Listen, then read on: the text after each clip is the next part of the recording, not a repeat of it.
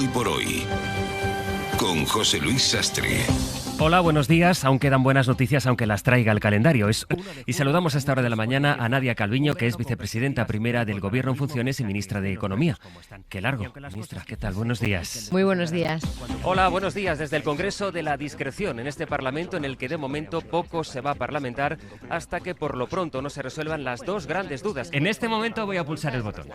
Venga. Y si suena el timbre, y si no, pues... MacGyver, tener si no, preparada pues música Sintonía de MacGyver, pon la mala por si acaso. a ver. Político.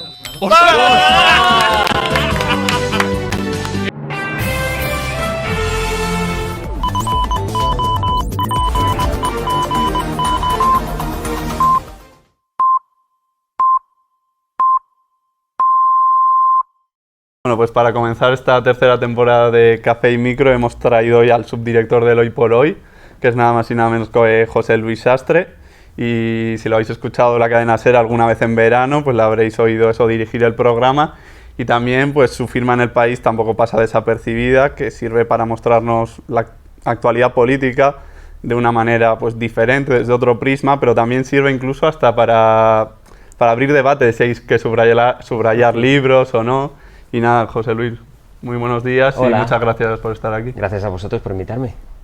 Y la primera pregunta, como es de rigor en nuestro programa, ya que nos llamamos Café y Micro, ¿tomas café? Y si es así, ¿cuántos al día? Bueno, pues con el horario que tenemos, imagínate, tomo un par de cafés y los dos a primera hora de la mañana.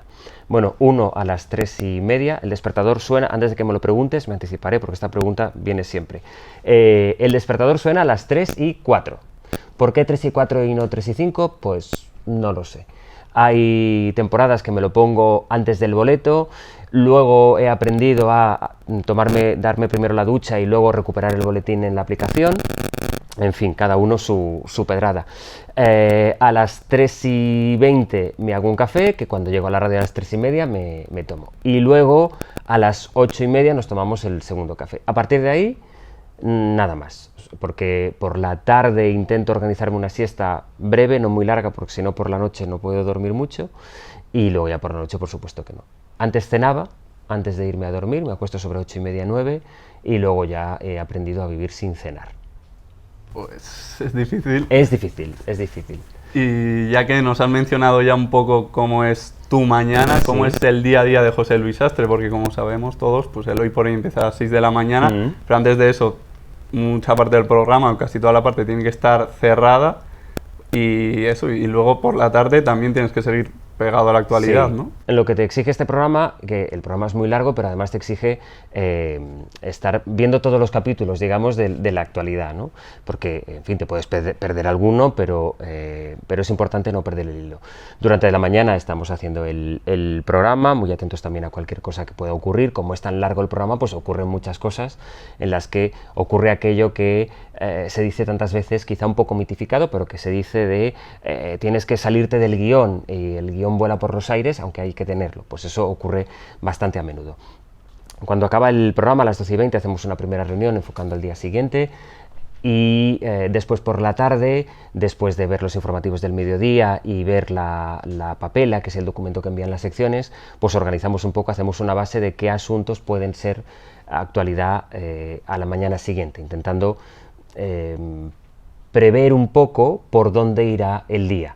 El Hoy por Hoy lo que tiene es que las noticias a primera hora de la mañana no se han producido aún, así que hay una gran cantidad de previsiones del día. Esto será noticia durante el día, más las noticias que a través de los compañeros de la redacción de informativos o de las emisoras podemos adelantar, que adelantamos en la medida de lo posible a esa hora, porque es la hora en que más gente está escuchando la radio, y a las 4 hacemos una primera propuesta de, oye, por aquí podría ser una base para el guión. Durante la tarde estamos enganchados al teléfono por si ocurre alguna cosa, o para cambiar algún enfoque, o para preguntar, pues ahora con los sucesos de Murcia, oye, pero esto de la licencia, intentar saber hasta dónde se pueda. A las 7 ya con todo el equipo nos conectamos por teléfono y hacemos una reunión en la que afinamos un poco más esa escaleta, y luego ya a dormir. El ideal dice que antes de meterte en la cama no tienes que ver pantallas, ni el móvil, ni la tablet, ni demás. Eso es muy difícil hacerlo yéndote a dormir a las 8:30, metiéndote en la cama a las 8. Si todo va bien, entre 7:30 y 8 intento leer un poco en papel para aquello de apagar las pantallas y demás. Es muy difícil, es un propósito que... Esta es la 5ª temporada que estamos en el Hoy por Hoy y te mentiría si te dijera que lo he hecho más de 10 veces, pero por lo menos ese es el objetivo. Bueno, está bien intentarlo. ¿Y cómo te afecta esto de cara al fin de semana? Porque ahí ya no hay programa, pero de alguna manera eso a tu ritmo del día a día te afectará. Bueno, te afecta. Mira, los viernes por la noche no eres persona, aquello cuando llegas a casa y dicen, vamos a ver una peli de Netflix o de... hay días que sí y hay días que luchas contra el sueño. Así que tiene que ser una peli de argumentos sencillos. Si es de pensar mucho, no puede ser. Hay un momento en que la cabeza te dice, bueno, necesito bajar un poco de relax. Y lo que ocurre muy a menudo es que los sábados y los domingos, pues a las 6 de la mañana, te despiertas ya, crees además que vas tarde porque tú estás acostumbrado a madrugar mucho más, pero bueno, oye, aprovechas la mañana. Es verdad, y yo creo que esto ya me va a quedar para mucho tiempo, cuando vengan otras etapas, que cuando te despiertas a estas horas, descubres, es verdad que tiene muchísimos inconvenientes, pero como son tantos y tan obvios, esto de no dormir, de levantarte a las 3 y demás, descubres cosas en las que no caías. Tienes la sensación de que aprovechas mucho más el día, de que te cunde mucho más, todas estas cosas que al principio te dices a manera de consuelo y que luego, pues chico, sí, vas pudiendo hacer. Y esto se suma a que también pues, tienes hijos también Sí. y obviamente pues necesitan una atención. Bueno, claro, sí, pero bueno, como todo hijo de vecino, hay que conciliar la vida personal y la vida familiar, sí, eso Vale, es la vida. Cambiando un poco ya también, antes de pasar al Hoy por Hoy junto a Ángels, estabais en Hora 25, Sí. que es el horario totalmente contrario, porque como lo que has dicho tú, ni llegas a escuchar el Hora 25 más o menos. No, yo le escucho algunos fragmentos del 25, las 8 las escucho enteras, y luego sí, lo que te decía, que cuando te levantas de madrugada, pues en el taxi o en casa, antes de salir, mientras te haces el café, vas pasando en la aplicación y escuchas lo fundamental del arranque de Hora 25. Y tú que has estado en ambos programas y eso, tienen horarios completamente diferentes, ¿con cuál te quedarías? ¿Cuál crees que te gusta más? No, es imposible escoger, Pablo, porque, pues, mira, yo soy un enamorado de la radio y además de verdad, disfrutaba mucho cuando estábamos en Hora 25, disfruto mucho estando en Hoy por Hoy. Las dos cosas tienen el vértigo de que estás nada menos que en Hora 25 y nada menos que en el Hoy por Hoy. Son programas señeros, son programas emblemáticos para la profesión. Si crees un poco en la profesión, en el oficio, si te gusta un poco la radio, es que hay muy poquitos otros sitios en los que puedas tener esa satisfacción de decir, lo di todo en Hora 25 y lo di todo en Hoy por Hoy. El horario es distinto, pero también Hora 25 te exige estar permanentemente, porque recuerdo cuando estábamos nosotros, a las 8 de la mañana ya nos cruzábamos los primeros mensajes de cara al día. ¿Qué tiene el Hora 25? Pues que cuando te vas a poner en antena ya es el final de tu día. El Hoy por Hoy, en cambio, te coge a la mitad. Te acabas de despertar hace unas cuantas horas y estás todavía con el biorritmo de está amaneciendo, está empezando el día, ¿no? Hora 25... casi biológicamente te invita a ese ritmo reflexivo y demás, porque el día está acabando también para quien lo está haciendo, pero Hora 25 tiene cosas magníficas, el horario, el programa, el poder permitirte extenderte más en los temas, porque la mañana va con muchas desconexiones, mucha publicidad, el ritmo también que te exige es otro. Hora 25 es un programa maravilloso. Hora 25 y Hoy por Hoy, en los que has estado junto a Ángels Barceló. ¿Cómo fue el momento en el que conociste a Ángels? Uy, qué pregunta. Pues mira, Ángels empezó en la SER en 2005 y yo empecé en la SER en 2005. Yo estudiaba en la Autónoma de Barcelona y pedí la beca en la SER.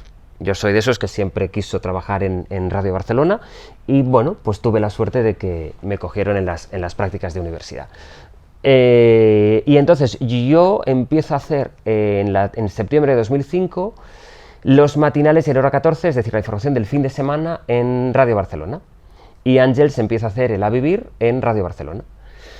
Y en las desconexiones y demás, pues me escuchaba y no sé, vio algo que le gustó. no sé, el tono. Y luego es verdad que, claro, yo en informativos a aquella hora de la madrugada y un sábado y un domingo, pues podréis imaginar, estaba solo. Y hice piña con el equipo de La Vivir que trabajaba en Barcelona. Y ahí pues empezamos bueno, nos conocimos. Es verdad que luego ella cuando se viene a Madrid para el Hora 25 y demás, hay un intento para que yo me venga y yo no dije que no varias veces, porque yo estaba muy a gusto en Barcelona. En Barcelona estuve en informativos, presenté la gradería, en deportes. Mira, la época en deportes es la época en la que, o una de las épocas de las que personalmente guardo mejor recuerdo. Cuando hice más amigos que me duran todavía, salíamos más de lo recomendable, y aquella época fue conocer el periodismo deportivo por dentro, la narración, que me parece que es el género radiofónico más difícil. Bueno, yo en deportes disfruté mucho, y en Barcelona, que es la ciudad donde estudié la carrera, yo estaba muy a gusto. Así que las primeras veces que en la radio me empezaron a decir que me viniera a Madrid, dije que no porque no me guste Madrid, que me encanta Madrid, sino porque estaba muy bien allí. Y eso, y ya hemos dicho que ya llevas bastante presentando el Hoy por Hoy. ¿Y cómo fue Bueno, en verano y festivos, fiestas de guardar, sí. Bueno, pero todo el mundo al final siempre sabemos que cuando no va ya estar Ángels, está José Luis. Eso es. ¿Y cómo fue ese primer día en el que estabas tú al frente del Hoy por Hoy y no estaba Ángels? Como para olvidarlo, ¿verdad? Fue un 27 de diciembre. Recuerdo la fecha porque, pues mira, te lo voy a decir sinceramente, fue un día de mucho nervio y mucho miedo, y a la vez, no sé cómo decirlo, de mucha tranquilidad. Yo estaba muy nervioso. Si piensas lo que es eso, te da un vértigo que no te deja articular palabra. Por eso supongo que en cuanto se abrió el micrófono y di la hora, dije son las 6 de la mañana, las 5 en Canarias, y por cierto, no entró la sintonía. O sea, yo cuando doy la hora y tiene que entrar la sintonía no entra, que dije, Dios, si este es el principio, ¿cómo será el final? A la vez yo estaba tranquilo porque era, bueno, vas a hacerlo lo mejor que puedas. Si sale mal, pues sale mal, y si sale bien, pues bueno, pues ya está. Hay un punto en el que cuando empiezas a rodar solo te importa pues que cuadren las descos, que el contenido esté bien, que no te pones a pensar si, oye, eres tú haciéndolo Hoy por Hoy.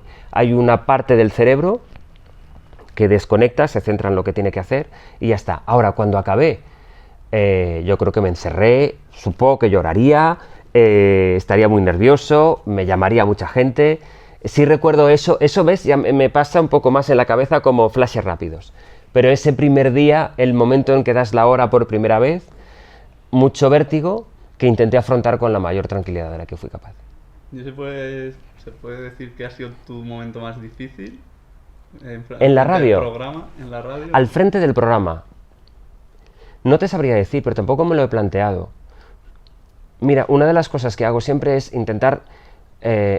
yo me divierto mucho con lo que... A ver cómo lo cuento esto. Yo me divierto mucho con mi trabajo. Me lo paso muy bien porque creo que soy una persona muy afortunada, que es periodista vocacional y que ha tenido la suerte de poder hacer a veces el Hoy por Hoy, ¿no? De poder trabajar en la SER, que es donde siempre quise estar, de poder contar las cosas con mi manera de contarla, con mi manera de ver, con mis propios enfoques. Y a la vez que disfruto mucho e intento disfrutar, estás como en una tensión permanente. A mí me preocupa mucho, mira, una de las cosas más difíciles de hacer el Hoy por Hoy no es tanto, que lo es por supuesto, saber qué preguntar en las entrevistas, saber por dónde llevar las tertulias, saber con qué enfocar, no fallar en eso o responder siempre a la expectativa que crees que está construyéndose el oyente en casa, ¿no?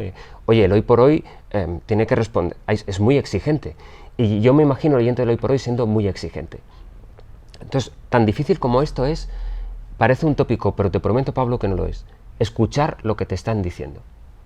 Que tú tengas... hay una parte en la que tienes que controlar muchas cosas cuando estás haciendo tantas horas de directo, las publicidades, hoy hay una última hora no sé qué, y la cabeza hay momentos que se te va. No puedes dejar de escuchar tu programa en ningún momento. Y esa tensión es muy difícil mantenerla todo el rato. No es un momento lo más difícil del hoy por hoy, nos han pasado miles de cosas y estando yo presentando el programa pues ocurren también muchas cosas. Saber reaccionar, se ha muerto tal dirigente, se ha muerto tal persona o acaba de ocurrir un suceso, cómo cubrirlo, cómo atenderlo bien, cómo saber decir corto aquí, voy aquí, dónde tenemos que conectar. Todo eso puedes acertar o no, pero lo que me parece más difícil de una manera sostenida es saber reaccionar a aquello que están contando en directo. Oiga, pero usted que está en la tertulia o en las entrevistas, ser capaz de repreguntar y ir a sitios donde incluso tú no tenías pensado ir, pero cuando se te sienta una ministra al lado, pero esto que me acaba de decir, eso es una de las cosas que me parece que es más difícil en nuestro trabajo. Y eso, además de tu etapa en la radio, también has escrito en varios medios y ahora mismo estás en El País, como hemos dicho antes. Y en esa columna que hemos mencionado al inicio en tu presentación, sí que mencionas que sobre todo eso, el hecho de subrayar, lo utilizas de alguna manera como para utilizar las frases de esos grandes autores y un poco copiarlas, entre comillas, con tu propio estilo. ¿Y cuáles dirías que han sido los autores que más te han marcado a la hora de escribir? ¿Escritores? Sí. Mira, sin duda ninguna, de lejos, Albert Camus. ¿Sabes eso que a veces te preguntan en las entrevistas de cuál es el libro que si no te ha cambiado la vida, que más te impactó? O que El hombre rebelde de Albert Camus es un libro que desde su primera frase vuelvo mucho a él, me persigue mucho y cuanto más leo de Camus, más me gusta. Pero no como él era filósofo, escritor, era también periodista. Pero no solo que también y por supuesto su obra periodística, sino su manera de ver el mundo, ¿no? Camus es de lejos el escritor que más me ha marcado. Mira, a veces doy clases o voy a charlas en las universidades y hay gente que se me acerca y me pregunta qué libro debería leer o buscando manuales, ¿no? Y siempre respondo lo mismo, es decir, cuando tengo que poner una bibliografía en una asignatura de libros, para la asignatura que sea de un periodista, siempre digo Juan Rulfo, Cortázar, Borges, las crónicas parlamentarias y periodísticas de Virginia Woolf, Josefina Carabias. Voy a libros que a veces son de ficción, a veces son relatos, a menudo son crónicas, Martín Caparrós, y luego hay mucha gente que no les conoce. Yo preferiría que en la facultad me hubieran hecho leer todos estos libros mucho antes que muchos manuales. No digo que no haya que leer manuales. Digo que a mí me parece una pena que alguien pueda salir de la Facultad de Periodismo sin haber leído nunca un cuento de Julio Cortázar, sin haberse perdido o sentido la curiosidad o el impulso de por qué tengo que leer las crónicas que hacía Virginia Woolf desde Westminster, o sin saber que Josefina Carabias trazó un perfil de Manuel Azaña formidable. Y es verdad que en la facultad no te lo pueden enseñar todo, pero creo que sí te pueden despertar o avivar esa curiosidad de investigar, leed leed en la literatura. No porque el periodismo sea, que eso genera otro debate, una forma de literatura o... No, para saber cómo contar las cosas. Pero ¿cómo se puede no haber leído algo de Leila Guerriero? Y en la facultad yo recuerdo que muchos profesores, buscando la indignación, a menudo fácil, nos decían ¿quién ha leído hoy las crónicas? ¿Quién ha leído hoy el periódico? ¿No?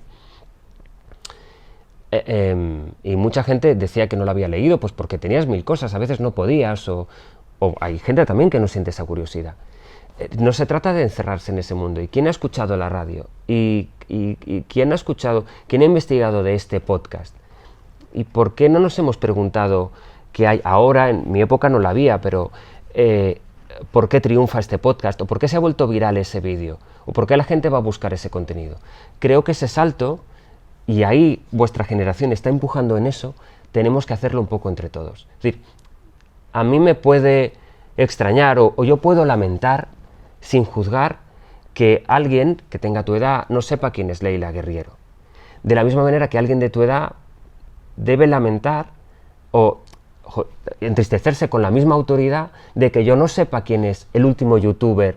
Yo he venido aquí, Pablo, y no sabía lo que hacíais vosotros. Lo aprendí porque tú me lo dijiste en un WhatsApp que me enviaste. Y a partir de ahí empecé a investigar. ¿Y sabes lo primero que pensé? Ostras, estos chicos debería conocerlos. ¿Por qué no los conozco? Se trata un poco de... Mira, el verano pasado hicimos una sección justo que tenía este propósito. Porque hay muchas veces, y empiezo a sentirlo, supongo que esto es una cosa de hacerte mayor, cuando dices, ¿pero cómo puede ser que no sepáis quién es o qué programas se hacían en los años 80 o en los años 90 en la tele?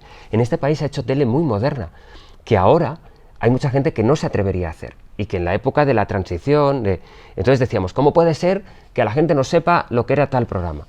Bueno, ¿cómo puede ser que yo no conozca a un rapero? Sabes que también, si no en mi generación, en gente que no está muy lejana, pero está por encima en edad de mi generación, sale esta cosa de juzgar, mirar un poco desde el pedestal. Es tan bonito cuando nos cruzamos y yo de mi hija aprendo un montón, y tiene 14 años, y me enseña letras, me enseña tendencias, que gracias a ella investigo, busco y descubro cosas nuevas. Sí, creo que te he dado una respuesta tan larga pero ha que, sido... espero que me cortéis porque no, ha sido un speech interminable. Ha sido una muy buena reflexión porque al final eso yo creo que tanto nosotros no tenemos que olvidar lo que ha habido, ni eso los mayores, como tú has dicho, pues tampoco tienen que dejar o ocultar un poco lo que hay ahora, aunque se les escapa un poco, y a nosotros también se nos escapan muchas cosas. ¿No te parece un poco que hay esta cosa de, es que esto que tiene 4 millones de oyentes, eso es, oye, pues a mí me genera curiosidad. Si algo, es verdad que estamos en una sociedad, lamentablemente, sobre todo cuantitativista, ¿no? Porque en la medida en que si tienes muchos links, si tienes muchos seguidores, si tienes muchos me gusta, parece que eso ya sea una categoría. Pero hombre, a mí me genera curiosidad saber por qué ha despertado algo tal interés, que ya lo juzgaremos si... O lo juzgaré yo desde mi punto de vista y tú tendrás otro punto de vista, lo cual no me convierte a mí en mejor, ni a ti en peor, ni al revés. Por ejemplo, yo creo que un ejemplo de eso es el hecho de que en campaña Pedro Sánchez fuera al podcast de La Pija y la Kinky, que a mucha gente, yo creo eso, pues de nuestros padres, o pues no sabían ni quiénes eran, e incluso les genera un poco de rechazo de decir que hacen yendo a un podcast de dos adolescentes. Sí, ahí se cruzan varias cosas. Pero yo creo que sirvió para, sobre todo, acercar a gente muy joven a... Exacto, sí.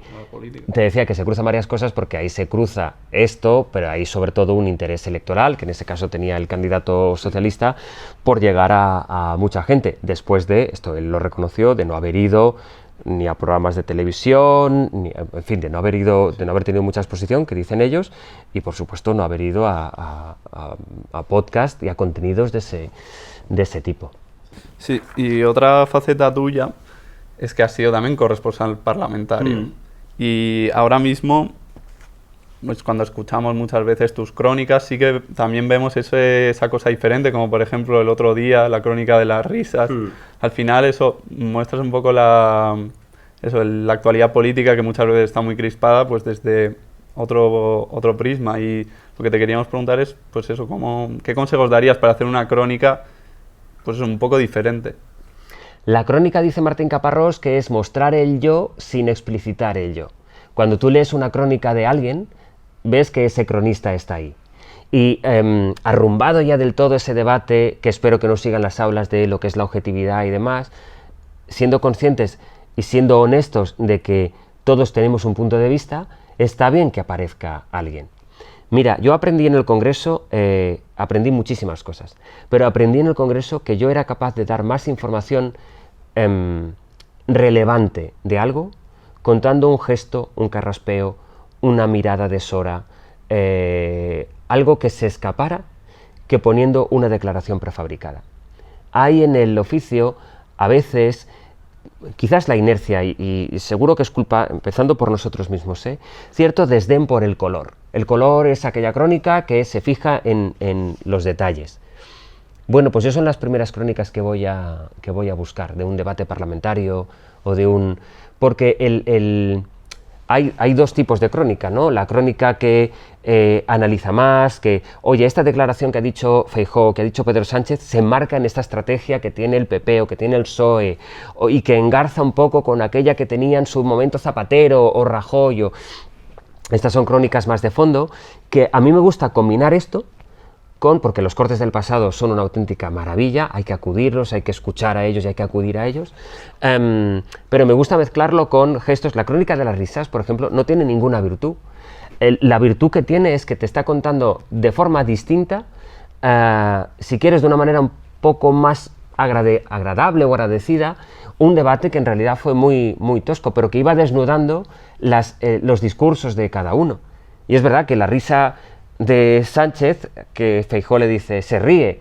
En esa risa tú ves que ese señor, que es Pedro Sánchez, tiene la convicción de que él va a poder ser, luego ya veremos lo que ocurre, pero él en su fuero interno piensa que va a ser presidente del gobierno. Y en la risa indignada de Aitor Esteban ves que algo se ha roto con el PP.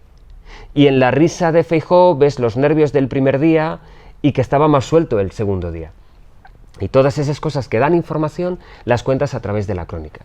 Y a esa crónica llegas después de haber leído muchos libros, mucha literatura, de haberte fijado en muchas cosas. Llegas queriendo, habiendo subrayado muchas frases, que son de otros, que por alguna razón se van quedando en tu memoria y que tú las reinterpretas y vas utilizando. Y con todo eso ofreces tu mirada particular. No hay un manual para la crónica, pero es salirte de lo obvio, tratar de ligar, de unir puntos, tratar de mirar con una mirada las buenas crónicas de fútbol. A mí porque me gusta tanto Juan Tallón. Me encanta Tallón porque o Javois, porque mezclan la crónica de un partido y acaban hablando de una película. Claro, si es que todo está conectado, porque yo no puedo hablar de la última alineación de Xavi para hablar de lo que ha ocurrido en el Congreso. Si es que todo se conecta. Y poder divertirte con eso, subir y bajar como si fuera casi un cuento de Cortázar, o con esa pretensión, es algo que te da tu oficio y no te hace perder esto que llaman objetividad. Hay un libro de Bernard Williams que va sobre la verdad y la veracidad y que tiene una definición de la verdad que a mí me gusta aplicar al periodismo. Cuando la gente pide objetividad, este autor lo que dice es sinceridad y precisión. Y creo que ahí está nuestro oficio, en ser honesto, en ser lo más sincero que puedas, lo más preciso que puedas, contando cosas que creas que interesen, arriesgándote en intentar captar la atención de la gente. Hay una frase, y acabo, creo que vuelvo a hacer una respuesta muy larga y no era el objetivo, pero hay un libro que se llama Perder la gracia, que escribieron 4 amigos. Uno de ellos es el guionista Javi Gómez Santander, guionista de La Casa de Papel, que antes fue hombre del Tiempo de La Sexta y que creo que es una de las mejores cabezas que hay en este país. Y en su capítulo cuenta cómo el periodista, el hombre del tiempo, cualquiera, combatimos por la atención de la gente. Y él tiene una cruzada contra lo que llama los aburridistas. Pues eso es, coger el material, tener la mirada lo más amplia posible y hacer un pequeño tratado contra los aburridistas. Eso debería ser una crónica. Sí, al final yo creo que lo bonito un poco de la crónica es eso, que al final, si quieres eso, centrarte más en esa perspectiva aburridista que has mencionado, pues ves un poco el resultado, cómo ha sido el partido, las ocasiones. Exacto, y ya está. Sí. Pero en este caso sí que eso es lo importante, ¿No te pasa de que te gusten esos autores que has mencionado, sí. Javois, por ejemplo, eso, que te aportan ese plus que tú pues no puedes llegar a ver. Lo mejor que te pueden decir es, oye, te he ido a leer o te he ido a escuchar porque en las frases que has dicho ahí has puesto palabras a lo que yo pensaba en abstracto. Que te digan eso es que, o sea, ya estás. A mí me pasa, no sé si ¿eres futbolero tú, Pablo? Sí, me gusta. Bueno, ¿de qué equipo? Del Alavés. Bueno, muy bien. Entonces, cuando hay un partido del Alavés, ¿no te pasa que luego vas a buscar a ver qué han escrito del partido? A mí me pasa cuando acaba un partido del Barça siempre lo cuento, pero yo lo primero que hago es esperar que cuelgue la crónica de Ramón Besa y voy a leerlo para ver cómo lo ha escrito él. Entonces hay veces que te ves leyendo y dices, esto de aquí es lo que yo pensaba. Tener esa curiosidad es el mejor motor. Pues sí, así es, la verdad. Y nada, viendo un poco, ya que hemos estado hablando un poco del Congreso, aunque nos hemos desviado para que nos mostraras bien cómo trabajan las crónicas, que al final yo creo que a mucha gente le interesa, es que estamos a 3 de octubre, y esta es una pregunta un poco más de actualidad. Sí. Y eso, ahora mismo no, bueno, parece que el rey va a presentar a Sánchez como candidato. ¿Y tú cómo ves, ya que estás tan metido en la actualidad, sigues todo eso al pie de la letra, el día a día, crees que esta investidura tiene posibilidades de que llegue a buen puerto? No, mira, hubo un tiempo, cuando empezamos a cubrir el procés de Cataluña y vimos tantas cosas que no veíamos, luego vinieron las investiduras que nos salían, aprendimos todos que era mejor no hacer pronósticos. Así que, ¿qué es lo que hay objetivamente ahora mismo sobre el escenario? Un candidato cuya investidura fracasó, que fue el que más escaños consiguió. El segundo en más escaños es Pedro Sánchez, de ahí que deducimos que el jefe del Estado encargará a Sánchez la formación del gobierno. Él confía en que va a poder cuadrar los números. Bueno, él es consciente también, el otro día Urkullu le dijo a Ángels en el programa una frase que conviene tener en cuenta: necesitará todos los votos todo el rato, es decir, sabe Sánchez, lo sabe porque lo ha padecido en carne propia, que no es lo mismo superar una investidura que superar una legislatura. Por tanto, él cree que con todo lo que en este mes que le ha permitido la negociación, digamos sin estar en el escenario porque el foco lo ocupaba Feijóo, considera que es posible decirle al rey que él que tiene opciones de formar una investidura. Por tanto, ¿va a salir? ¿No va a salir? Hemos llegado al punto en que qui lo sa, ¿no? Se sabe que el candidato ha dicho que pueden cuadrar todos los números, que se pueden alinear los planetas para que el BNG, Junts, el PNV, Esquerra estén todos en una serie de coordenadas, y que esas coordenadas son la amnistía y que no esté el referéndum como condición sine qua non para una investidura. Esto es lo que dice Pedro Sánchez. ¿Qué va a pasar a partir de ahí? No lo sé. ¿Es viable? Bueno, vayamos de momento a los hechos. Las únicas 2 votaciones que hemos visto de trascendencia en el Congreso de los Diputados han sido la investidura de Alberto Núñez Feijóo, que no ha salido, y la constitución de la mesa, en la que la presidenta de la Cámara, Francina Armengol, consiguió más escaños de los que requiere la mayoría absoluta. Por tanto, ¿puede existir una mayoría? Sí, los hechos nos demuestran que sí.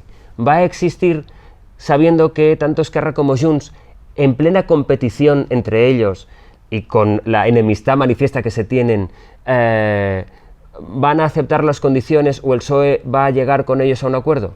Lo veremos. Y, bueno, sé sí, que tú pensabas que te iba a decir sí o no, no, pero es que es muy complicado, ¿eh? No, sí, ya está muy bien también la explicación para que la gente ya pues interprete desde su punto de vista.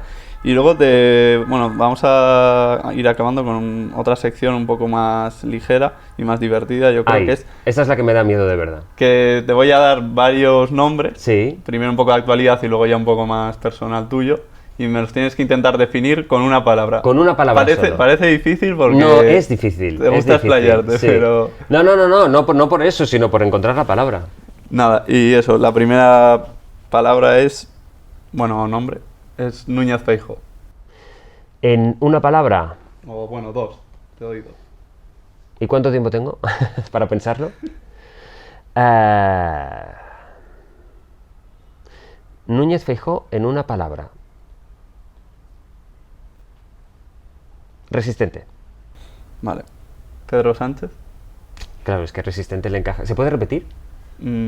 Es que Pedro Sánchez... Vale. Venga, por resistente también. Sí. ¿Coinciden en algo al menos? Sí, mira, sí. Yolanda Díaz.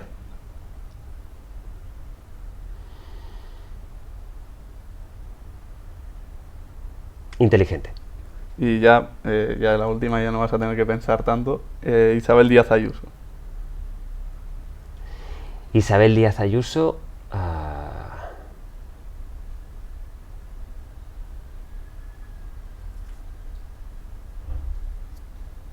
Es que, claro, ¿sabes qué pasa? Que me vienen, o sea, iba a decir algo de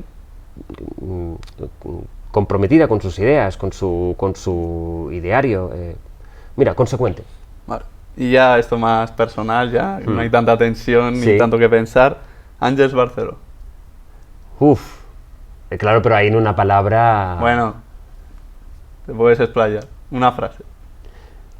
Mira, te diría que tengo la suerte de trabajar con una persona que es amiga y a la que admiro. Alzira. ¿Alsina? Alzira. Ah, Alzira, el pueblo. Claro. El pueblo donde empecé, contigo empezó todo, que dirías Gerard Piqué. Cadena Ser. Mi empresa, mi casa. Y otro que también está relacionado con tus inicios, Bernard Clary. Ah, un referente. Y ya eso, nada, para acabar, antes de despedirnos, queremos que dejes una pregunta al siguiente invitado. ¿Sin saber quién es? Sin saber quién es. Ni el ámbito... Va a estar relacionado con el periodismo, la comunicación, pero la pregunta tampoco tiene que ser estrictamente periodística. Pues... ¿Cómo se imagina este oficio dentro de 10 años? Vale, pues muchísimas gracias, José Gracias Luis, a vosotros por por habernos invitarme. dado este muy buen rato de conversación. Y nada, te seguiremos escuchando en el Hoy por Hoy. Eso espero, por la cuenta que os trae. Es lo que Ahí espero. estaremos. Eso es.